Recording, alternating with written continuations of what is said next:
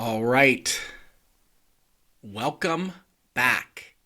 It's been 2 weeks, and I have never taken a hiatus from our show since I started back last year. So, this is actually the 1 year anniversary of when we launched the Sam Linton Show. And I thought this would be an appropriate time to examine specifically where we're going, because I've done a lot of shows, I've done a lot of different things, and the truth is I have kind of reached the peak of where I wanted to go with the show in terms of the individual scenes of different types of things for communicators and executives. And I'm not moving from that space, but what I'm doing is I'm refining what I'm doing.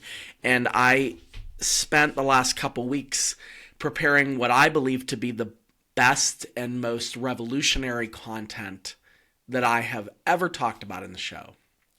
So let's get into it. All right, so 2 week hiatus. Hope you were okay without me. Those of you that are listening, I don't know who you are. I'd love to know who you are. But I'm kicking off this series, and this is going to be like a 10-part series. It's going to all connect in the end, of a new program that I've developed for my clients called the Elevated Communicator. It's closing the gap between your competence and your communication. And I want to start with a scene. Here's the scene. A man, we could call him John CEO, not to be confused with John Cena. John CEO stands in front of shareholders, investors in his company, and his team. And he has just had a record year. He has everything in front of him in terms of his talents, in terms of his accomplishments. He's even got a really nice wristwatch. One of those ones that it's not a smartwatch, but it's more expensive probably than some of your cars. He stands at a podium filled with a room of not really much more than 50 people, but to John CEO, he is overwhelmed with one thought. What am I going to do when I stand in front of these people and have to make an announcement? And what happens is he gets up, and instead of leading like he led through the year of transitions and unbelievable profits at his company, instead of joking the same way that he jokes with the mailman that comes and delivers mail in his business, instead of showing his personality, what he does is he picks up a piece of paper and he reads a pre-written script. It wasn't even written by him. It was generated by ChatGPT, or he had his assistant write it. And if we're being truthful, he most likely probably just got it there. He takes a glance at that wristwatch, thinks about his accomplishments, and then he staggers through this miserable speech filled with filler words, filled with unemotional connection. And when he exits the stage, it's to applause, but it's more platitudes. John CEO wonders, did I do good? Did I do good at reading those things? Did I do good at emphasizing how important the company is to me? What did I do? How well did I do? He doesn't know. He can't know because of the gap. It's the gap. You don't know the gap, but I know the gap. And this is the gap that every executive leader that I've ever coached has had to face. And no one tells them about it, but I'm here to tell you about it now. You have worked your entire life, sacrificed time with your children. You have even spent a lot of extra time on LinkedIn. Ugh, gross. But no one ever told you that you could completely kill it when it comes to your executive function and absolutely bomb at your communication. No one told you that you had to spend all of your life learning how to do a career, learning how to manage people, learning how to build a tech team, learning how to have a profit and loss that you can tell to public shareholders about what you've done. And no one tells you that at some point you also have to learn how to communicate what you're doing with that team. You think you're good at communication. Every executive does. You think you're okay at it. Everyone does, but you don't feel that way. And the reason why you don't feel that way and you don't know if it's good or not is because the people around you, they're afraid to tell you. I'm afraid to tell you because you write their checks that pay their bills. I'm not telling you. So how do you know how you're doing? Well, I'm telling you, you're not doing as good as you are competent. You have uncovered the gap between your confidence and competence, I should say, and your communication. And in the middle, there seems like a Grand Canyon size of distance between where you are and where you want to be. And it's my job, it's my vision, it's my mission to help you to get to the place where you can stand on top of your communication with the same level of competence that put you in the position that you are today. That is the purpose of the Elevated Leader. I want to close that gap. You have worked too hard to be where you are, to communicate the way you do. Those two things need to align. And it's my job to give you the confidence to display that competence and communicate it with the same way that you do everything else. When I was a couple years back in my ministry career, I'm a pastor, as you might know or you might not know, and I manage a pretty large church. We're in the middle of a multi-million dollar, over a $20 million building project. We're finishing that. I was responsible with the other pastor of negotiating the different terms of that project and having to go to different public hearings about zoning and things of that nature. All of it, none of it bothered me. I never had a problem in front of a group of people until one day I had a panic attack in front of the church that led me to 9 months of panic attacks. Here's what happened. And if you've read my book, Kill My Fear, you'll know this story because the whole book is about this story and the 9-month experience. But I'm not going to talk about that. I want to talk to you instead about this one moment inside that moment that really shaped how I look at executive level communication. I was having a panic attack. It was inside the stairwell, right outside of where I come out to preach, right outside of the altar, the platform area. And I was trying to gather my thoughts. I couldn't catch my breath. I couldn't see even to think through what I was talking about. And I was sitting on the steps, and there was a church administrator there, a coordinator that was helping us with baptisms. Now, he did not mean anything by this. I know him, and I've told him that I've mentioned this story, but he had no idea what his statement did to me for months. It kind of messed me up. And of course, I'm to the other side of it now, but here's the statement that he made, and this is essentially summing up every single thing that an executive experiences. He looked at me, and he said, "You better get it together. You got to get out there."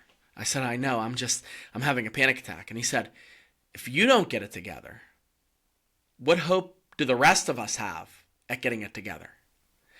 And all of a sudden, this immense pressure just, it felt like an anvil hit me right in the face. I was sitting there and I was experiencing pressure from the panic attack, which I never had a panic attack like that. And then on top of that, I'm thinking about how I'm the leader. I'm the guy that's on the stage. I'm the one that's supposed to be there encouraging the church people. I'm the one that's supposed to be the one that can handle these kinds of things. And yet here I am, and I'm unable to get it together. I faced the gap. That gap was there. And the thing about executives is every single time we stand before people that we're accountable to for serving, we fall into that gap. And it's my job to get you to experience what it's like on the other side of that gap. So what I did in a 9-month period is I did a bunch of different things. I became a certified Dale Carnegie instructor, and I learned everything I could from them about communication, about interpersonal relationships. What I also did is I started to examine myself and things that I learned about myself over the years and what I felt as an executive. And I came to the realization that if I was going to overcome panic attacks, if I was going to overcome this imposter syndrome, I was going to have to figure out how to navigate that gap. And it took me the better part of 10 years to be able to pull that all together. Well, that's the system that I built, that I'm delivering here to you for free. Because you're listening to this and because you're a part of my audience, I want to help you to have that moment when you realize the gap isn't as big as you think it is. It's not as big as you perceive it to be. You, in fact, are able, competent enough, and able to get to the top of that gap and destroy it for good. The higher you rise, the higher you advance in terms of your levels of communication, the stronger you're going to become about who you are. So you have to realize that if you don't navigate this gap, it's going to cost you things. So let's talk about what happens. Many of us, we say, well, I'm good at leading, I'm good at finance, I'm good at fill in your executive function blank. I'm good at teams. I'm really, really good at casting vision, especially clarifying vision, not necessarily communicating vision. But here's what's going to happen. If you don't close that gap, you're going to be like I was sitting on those steps. You'll lose influence because your team isn't going to follow someone that they can't trust that can articulate the vision. You're going to miss opportunities. You're going to look for reasons to not speak, and you're going to fail to rise to the occasion when they need you. You're not going to get the trust and the buy-in from the people around you, and they're going to feel like you're disconnected from them because you are, because you're disconnected because you can't communicate that way. So here's my promise, all right, because everybody needs a promise, and this is the promise. You don't need to become anybody else. You don't need to be Tony Robbins. You don't have to find yourself in a place where you completely just destroy your communication style and become a completely different person. No. You need to become the best version of you. And that is something that you can do. Communication is a trainable skill. It is not a personality trait. Confidence is something that you repeatedly adopt and adapt to. It's not something that you're born with. It requires you to do some work. Now, there's 6 essential pillars of this type of elevated leadership. And I broke this down real simple because I'm a preacher. Everything has to have alliteration. So the first one is mindset. And that's where we're going to spend this week and a little bit of next week. We're going to talk about how to get that confidence. We're going to talk about the confidence audit. We're going to talk about how we need that confidence bank. I've talked to you about this before, about borrowing confidence from other areas. That's a part of this system. Next, we're going to talk about the message. What is it that we have to say? And more importantly, who are we saying it to? Who cares what you have to say? That's a part of this. Movement. What is going on with this body? Are you John Legend and your body is a wonderland? Or are you actually taking your body and using it as your greatest visual asset when you're communicating, whether digitally or physically? Momentum. Are you communicating in a way that shows emotion and inspires action? Or are you communicating just like I would read the phone book? Well, here we are today. I'm just here to get through this so that I can get to the other side of the weekend. I'm going to talk to you about what most executives miss. One of the greatest things is magnetism. It's not being able to read the room. They're so concerned about what they're presenting that they forget that there's still other things going on in that room that is affecting the presentation. And then finally, we are going to look at what I believe to be something that can transform your outlook on communication, and that is mastery. How do you master a skill that you're using all the time and not just get stuck in the same ruts? That's what we're going to examine when we examine mastery. Now, if you do these things, and this is a big if you're willing to spend time with us over the next several weeks, you're going to have authentic confidence that matches your competence. You are going to be, maybe for the first time ever, able to start to see what it looks like to actually communicate at the same level that you compete in your business. You don't realize how much your team needs this. I didn't realize how much the church needed me to be able to tap into this despite how I felt. None of this is a feeling thing. Some of this is a lot of muscle. This is a lot of training, but it doesn't take a whole lot of time. One of the craziest things that I've learned in my over 10 years of training people in communication and executive strategy and how to handle these kinds of situations is communication doesn't take very long to improve, but it takes a lot of effort for you to start to realize that you have to do things differently. You have to look at where you are and where you want to be and change the direction. So this is my promise to you. And if you've been with me, hopefully I have enough credibility to show you how important this is. And you see, if you think I don't know what I'm talking about, please go back and listen to the first 51 episodes because I've talked about communication now for a year. So there's hours and hours and hours you could spend about that. But right now, if you think that this is something that you need, my promise to you is I'm going to give you every single thing I know about elevating your communication for free, for the cost of your time here. That's what I'm going to do. I'm going to tell you all the distillations of all the different executive things that I've taught in the last 51 episodes. I'm going to show you how to get confidence. We're going to talk about that next week with the confidence audit and the confidence bank.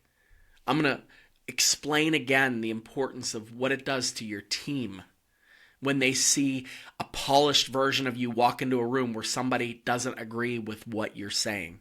I'm going to give you the opportunity to actually have a vision for who you are as a communicator, maybe for the first time.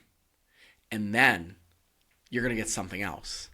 You are going to get the runner's high of actually starting to practice communicating with the same level of competence that you have led your team with for all of these years.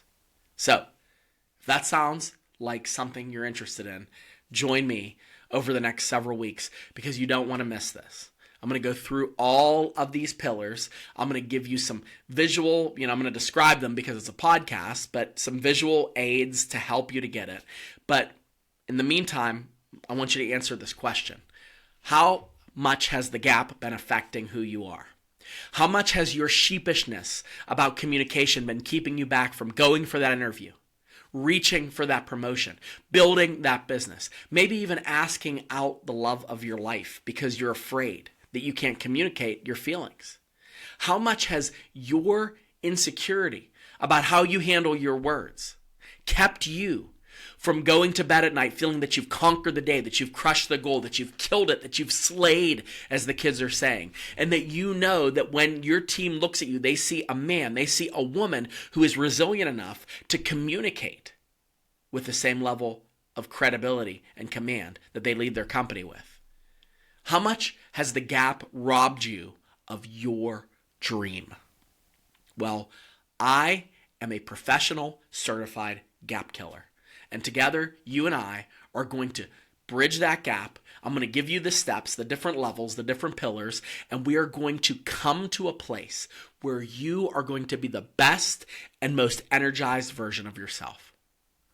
Now, I say this in every podcast, and this one is no exception. If you right now want to fast track this and you want to work with someone that knows how to get that version of you, I want you to simply reach out to me. podcast@samuellinton.com. And I would love to be your coach. podcast@samuellinton.com. I have different products that will help you to get there. But in the meantime, look at that gap and ask yourself this question: how much longer am I going to sit and watch this gap rob me of my dream? Until next week, thank you for tuning into the Sam Linton Show. We're going to teach you how to destroy that lack of confidence, and we're going to bring you to a new vision of who you really are.